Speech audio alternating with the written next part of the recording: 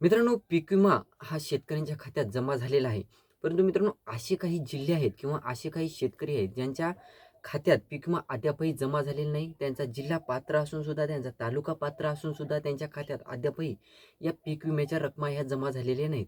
त्यात मित्रांनो, बऱ्याच जिल्ह्यातील शेतकऱ्यांच्या खात्यात पीक विमा रक्कम ही जमा झालेली आहे. परंतु अतिशय तुटपुंजी रकमा ह्या जिल्ह्यातील शेतकऱ्यांच्या खात्यावर वितरित झालेली आहे.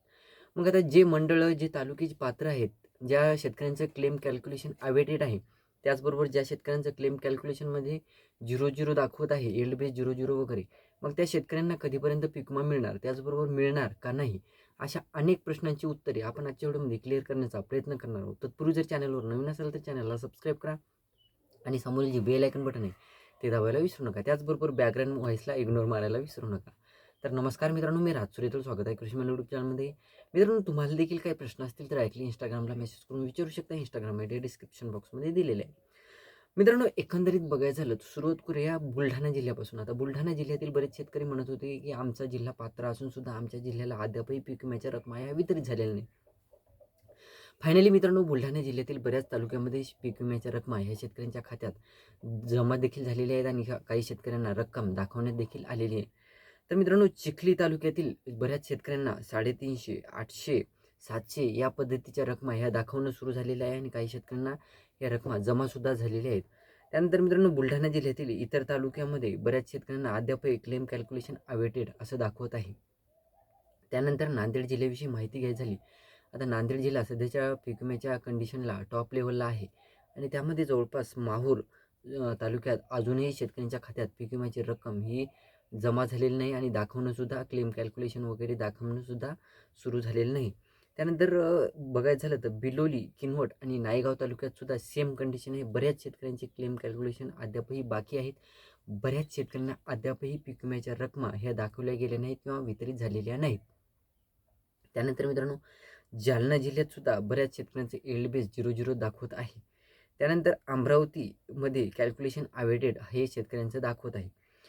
परभणी जिल्ह्यातील परभणी तालुक्याला पीक विम्यापासून अद्यापही वंचित ठेवण्यात आलेलं आहे. त्यानंतर खामगाव तालुक्याला सुद्धा अद्यापही पीक विम्यापासून खामगाव तालुका पात्र असून सुद्धा क्लेम कॅल्क्युलेशन अवेटेड किंवा क्लेम कॅल्क्युलेशन 0-0 दाखवत आहे शेतकऱ्यांचं.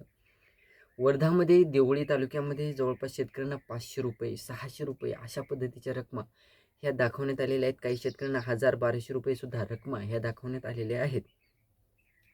हिंगोली जिल्ह्यातील माहिती घ्यायची झाली तर शेनगाव तालुका अद्यापही बाकी आहे. वसमत तालुक्याचा बराच भाग हा अद्यापही पीक विम्यापासून वंचित आहे.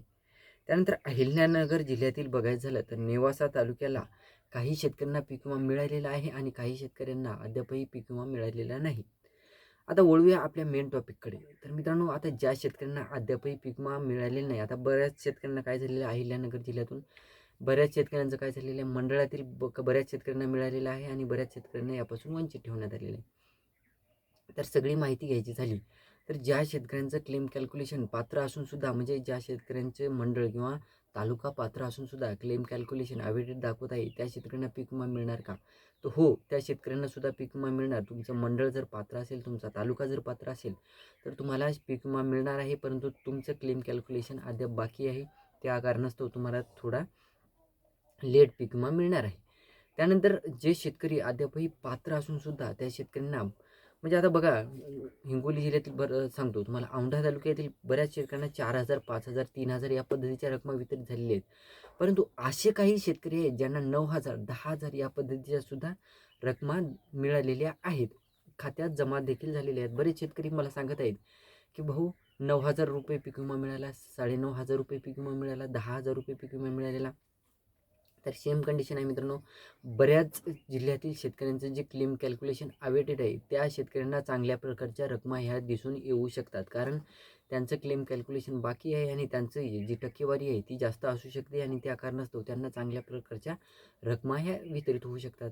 आता नांदेडमध्येच 25-30 हजार रुपये हेक्टरी शेतकऱ्यांना वितरित झालेले आहेत.